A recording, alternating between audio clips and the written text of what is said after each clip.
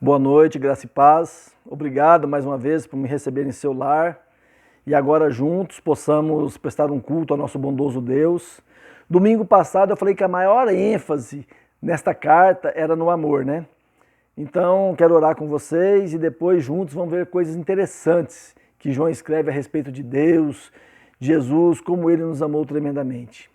Bondoso Deus, Senhor de nossas vidas, somos gratos a Ti, Senhor Deus, por ouvir a nossos louvores e podermos prestar um culto a Ti, Senhor Deus. Nos abençoe, porque pretendemos domingo que vem estarmos já prestando um culto ali na igreja, onde determinamos a Sua casa, Senhor Deus, onde todos possamos ter comunhão, Senhor Deus, e aqueles que não puderem, de alguma forma a gente vai gravar o culto, mas, ó Deus, abençoe e nos proteja nesses dias e no nosso lugar que prestamos um culto a Ti. No nome de Jesus, esclarece nossa mente para entendermos o que João escreveu. Amém. Então, amados, aqui no capítulo 1, quero que vocês abrem suas Bíblias comigo, capítulo 1, vamos ler os versos de 1 a 4, para a gente ter uma compreensão, né? E João começa aqui: o que era desde o princípio, o que temos ouvido e o que temos visto com os nossos próprios olhos, o que contemplamos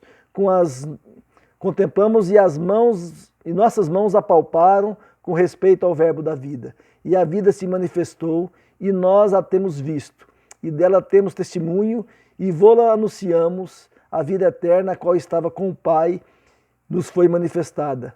O que temos visto e ouvido anunciamos a vós outros, para que vós igualmente mantenhais comunhão conosco. Ora, a nossa comunhão é com o Pai e com o seu Filho Jesus Cristo. Essas coisas, pois, vos escrevemos para que a nossa alegria seja completa. Amém. Então, duas coisas que precisamos investigar aqui, amados. A primeira é preexistência do verbo, o que era desde o princípio. Esse verbo está em qual tempo verbal? Sei que temos muitos professores e professoras, nos ajude aí. Está no pretérito. E que pretérito é esse? Perfeito ou imperfeito? Isso eu pergunto porque para entender a Bíblia pela gramática é fantástico. Então, está no imperfeito. Porque se estivesse no perfeito, estaria assim: o que foi desde o princípio, né? O que foi desde o princípio. Então vamos entender isso aqui. O que era desde o princípio? Princípio, amados, é o começo do tempo, começo da história. Gênesis capítulo 1, verso 1, diz assim: no princípio criou Deus os céus e a terra. Então, antes do princípio, o que existia? Somente Deus. Nada existia. Não havia matéria, pois a matéria não é eterna, como os gregos acreditavam. Antes do princípio, não existia universo, pois o universo não havia sido criado. Antes do princípio, não existia anjos, pois também foram criados no princípio. Antes do princípio, só existia o quê? Deus. Então, antes do princípio, existia a eternidade. O que é eternidade? Lembre-se que é muito importante fazermos essas perguntas indutivas para termos uma melhor compreensão dos textos. Eternidade, amados, não é tempo. Eu pergunto, se tirarmos, assim, 1000 anos, um dia de 1000 anos, nós não teríamos 1000 anos. Mas se tirarmos 1000 anos da eternidade, quanto tempo temos ainda? Quanto tempo temos ainda? Eternidade. Então, eternidade não é tempo. Lembre-se que para Deus um dia pode ser 1000 anos, como se 1000 anos fosse um dia. Isso porque Deus é eterno. Então, antes do início, era eternidade. E lá na eternidade, quem existia? Deus. Somente Deus. O verbo estava lá antes do início, na eternidade. João deixa isso bem claro no evangelho que ele escreveu. Do capítulo 1 do evangelho de João, capítulo 1, dos versos 1 a 18, ele vai deixar isso bem claro. Então notem como João abre agora essa carta, mostrando para nós a transcendência do verbo, a eternidade do verbo, a divindade do verbo. Porque para ser eterno tem que ser Deus. Somente Deus é eterno. Isso é um atributo exclusivo de Deus, né? E João escreve isso e está tão relevante nos dias de hoje que posso citar alguns pastores refutando os liberais de nossa época, como o reverendo Ageu Magalhães, Franklin Ferreira, Renato Vargens, Jonas Madureira, Augusto Nicodemos. Os liberais, amados, chegam a duvidar, duvidar que Jesus é Deus, não acreditam no Jesus histórico, muito menos nos ensinos quanto ao inferno e a necessidade de arrependimento. Agora, este verbo que é eterno, ele transcende e que resiste ao tempo. Este verbo se fez carne, se encarnou. E na linguagem de Paulo, em Gálatas 4:4, ele se encarnou quando? Na plenitude dos tempos, ou seja, no tempo certo, no tempo perfeito, no tempo apropriado, no melhor tempo. Qual a prova que ele encarnou? Que prova você tem? João diz que nós vimos com nossos próprios olhos, nós apalpamos com as nossas próprias mãos. Ou seja, a encarnação dele não foi fake news. Não foi uma simulação, como muitos fazem, dizendo ser da parte de Deus. A encarnação de Jesus foi um fato verídico, com provas contumazes, irrefutáveis. Essa é a tese de João nos seus escritos. Então notem que João abre a sua carta provando duas teses. Que Jesus é em primeiro ponto, em primeiro lugar, divino.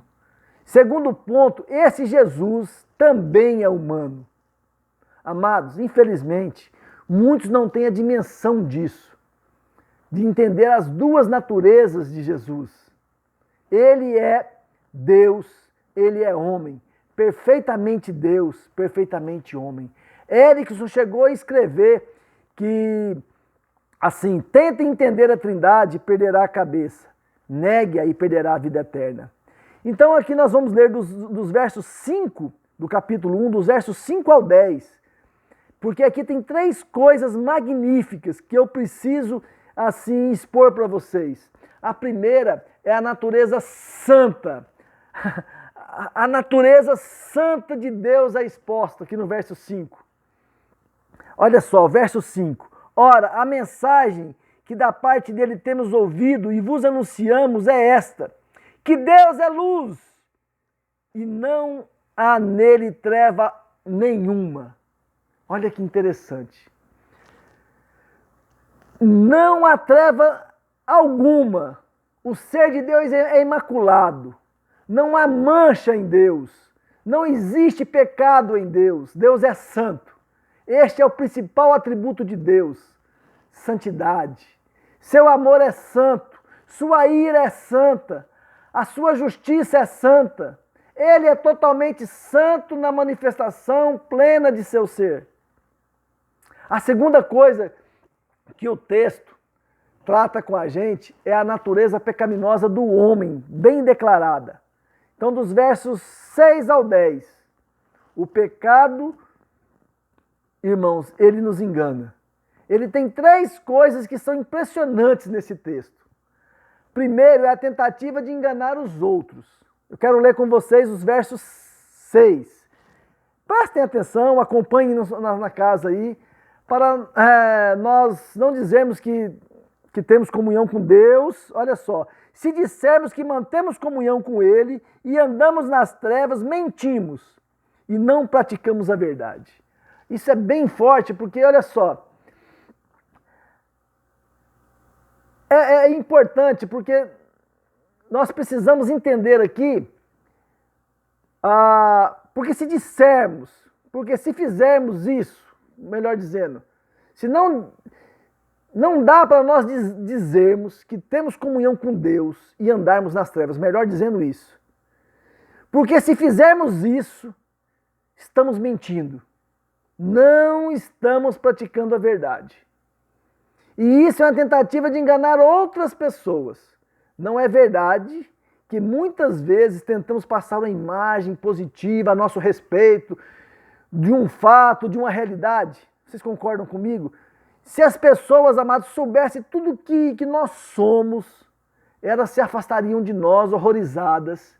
E quando elas olham para elas mesmas e vê que elas não estão em melhor situação do que a gente, elas têm a noção de que o homem verdadeiramente é pecador. Algumas pessoas, às vezes, já chegou naquele estágio de que, eu não tenho esse problema. Mas será que vocês, às vezes, ficam envergonhados com alguns pensamentos que passam pela nossa cabeça? Pensam, meu Deus, isso não vem de mim. Ou isso só acontece comigo? Então, se afirmarmos que não temos problemas, que nós não temos pecados, estamos querendo enganar as pessoas. O pecado tem esse grande perigo de virarmos hipócritas. Aí nós colocamos uma máscara bonita de santidade para querer impressionar as pessoas, mas o pecado tem o seu segundo perigo. E qual é o segundo perigo do pecado? É o perigo de enganar a nós mesmos. Então vamos ler aqui o verso 8. Se dissermos que não temos pecados nenhum, a nós mesmos enganamos e a verdade não está em nós. Olha que interessante. Ou seja, o pior engano é o auto-engano. Porque na minha cabeça, se eu penso que eu não tenho pecado, eu sou um cara muito louco, né? Não ter discernimento que ele é pecador. Quando nós acharmos uma pessoa que se acha santo, que não peca mais, pode acreditar que essa pessoa precisa de ajuda, de tratamento. Se essa pessoa está em sã consciência e acredita que não é um pecador, vamos dizer assim, podemos internar essa pessoa. Pode ter certeza, essa pessoa não está bem. Quanto mais perto de Deus andarmos, mais reconheceremos o nosso estado de pecado. As pessoas que mais confessam os seus pecados não são as pessoas que mais pecam, são as pessoas que mais perto de Deus andam. Deixa eu ilustrar para vocês assim, uma forma interessante. Vocês já perceberam que quando você tem um pecado oculto, a pessoa tem um pecado oculto, ela não sente nada? Que quando o pecado vem à tona, essa pessoa se desespera, pede 1000 perdões, tenta corrigir de todas as formas. Eu conheci um homem que era muito dinâmico na igreja, mas num belo dia a esposa descobriu que ele tinha engravidado uma moça. E isso chegou até a igreja, e ele tinha uma capa de religiosidade muito interessante. Foi só o seu pecado ser exposto que ele passou a ser mais tolerante com os outros. Mas quando encoberto o seu pecado, não tinha compaixão de ninguém. Sabe por que existe essa falta de compaixão? Porque quem está longe de Deus, nem consciência de pecado tem. Nenhum arrependimento antes. Pensem comigo na vida de Jó. No capítulo 42, Jó diz assim para Deus: antes eu te conhecia apenas de ouvir falar, agora meus olhos te veem, por isso eu me abomino, eu me arrependo no pó e na cinza. Dá para acreditar? Lembre-se, quando Deus fala de Jó, que era um homem assim, que na terra não tinha ninguém semelhante a ele, um homem íntegro, justo, reto, temente a Deus, que desviava do mal. Como é que Jó pode fazer uma confissão dessas? Como ele se abomina? É porque quanto mais perto da luz chegamos, mais vemos a sujeira do nosso pecado. Se não estamos vendo a sujeira em nosso coração, é porque estamos longe de Deus,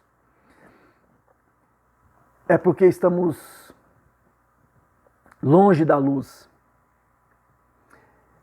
Se não sentimos angústia por os nossos pecados, é porque estamos em trevas. Este é o nosso problema, irmãos.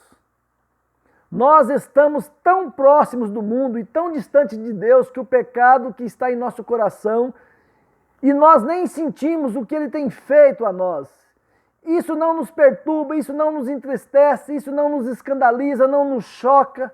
Por quê? Porque estamos longe de Deus. Lembre de Isaías, quando viu Deus no seu trono santo, a reação dele foi o quê? Ai de mim, Senhor! Terceiro engano do pecado. Vamos ler o verso 10. Olha aqui. Se dissermos que não temos cometido pecado, fazemos o mentiroso, e a sua palavra não está em nós. Então a primeira coisa que o pecado tenta enganar é os outros. O segundo, ele pode enganar a nós mesmos. E o terceiro, o pecado tenta enganar a Deus. O que João está escrevendo aqui, se você disser que não tem pecado, você está fazendo Deus de mentiroso. Porque Deus diz que você é pecador, você está negando a palavra de Deus. Você está dizendo que Deus errou quando fez esse diagnóstico. Olhem a malignidade do pecado. Tentar enganar os outros, tentar enganar a si mesmo, tentar enganar a Deus. Como, pastor, podemos resolver isso? Veja a natureza da comunhão com Deus, com os irmãos estabelecida. Primeiro, vamos resolver os problemas com os irmãos. E como nós resolvemos isso? Verso 7. Se, porém, andarmos na luz, como Ele está na luz, mantemos comunhão uns com os outros. E o sangue de Jesus, seu Filho, nos purifica de todo pecado. Olha que interessante. Ou seja, sabe por que brigamos? Por que ficamos chateados uns com os outros? Sabe por que ficamos magoados uns com os outros? Por que discutimos com os outros? Sabe por que puxamos tapete dos outros? Sabe por que nós nos decepcionamos com os outros? Sabe por que as pessoas se decepcionam com a gente? É porque nós não andamos na luz. Podem ter certeza disso. Onde você vê picuinha, onde você vê problema, onde você vê uma discussão acelerada, acirrada, onde vê farpas se trocando, onde você vê relacionamentos trincados, machucados, feridos, nós vamos ver trevas também. Na luz, nós temos comunhão uns com os outros. Você quer resolver seus problemas? Anda na luz. Você quer reconciliar com seu irmão? Ande na luz. Você quer amar seu irmão? Ande na luz. Porque quando saímos da luz, nós batemos a cabeça um com o outro. Como resolver nosso problema com Deus, então? Que é muito sério isso. Verso 9. Se confessarmos os nossos pecados, Ele é fiel e justo para nos perdoar os pecados e purificar de toda injustiça. Então, se fizermos o quê? Se confessarmos. A palavra confessar no grego é homologel.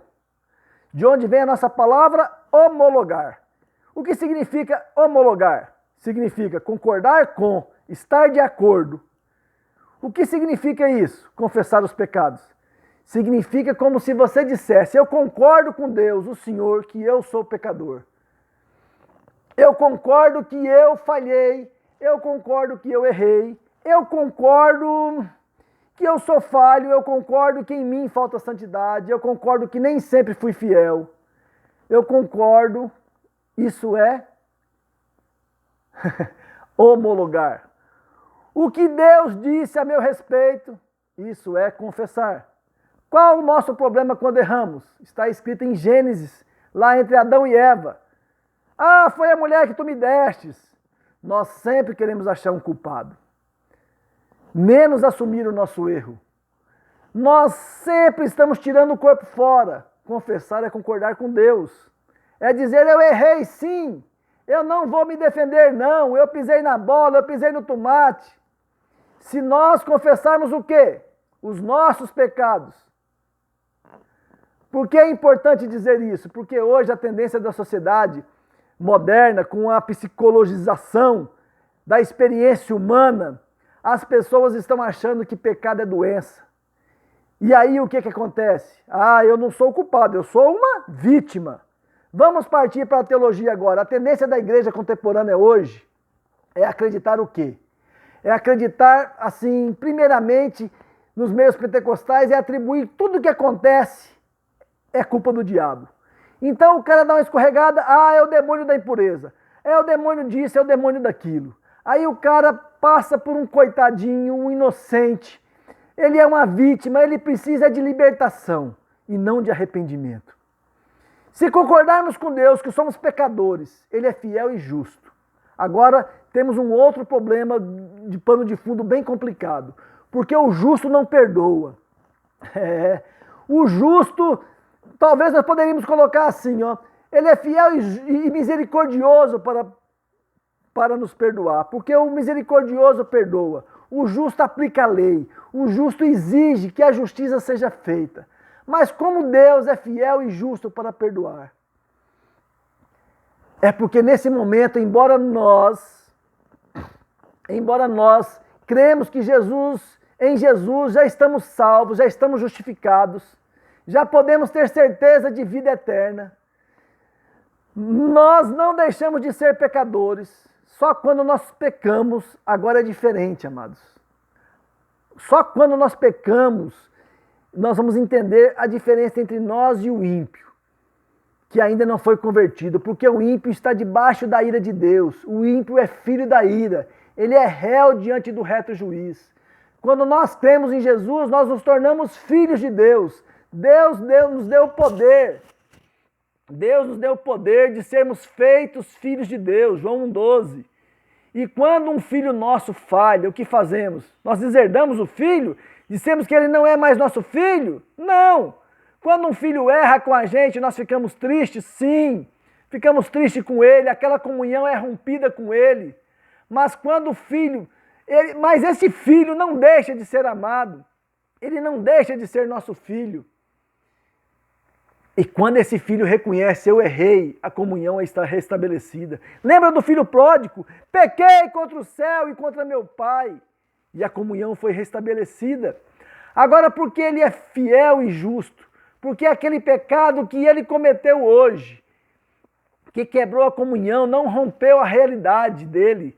Ser filho, estar salvo, estar seguro. Porém, quando Deus olha para a cruz e vê o que o filho fez lá na cruz, Deus olha para esse sacrifício e diz, por causa daquele sacrifício que você está perdoado, eu já puni este pecado no meu filho. Não precisa mais ser punido. Não precisa mais de punição. Meu filho já levou a punição no seu lugar. Meu filho já pagou essa dívida.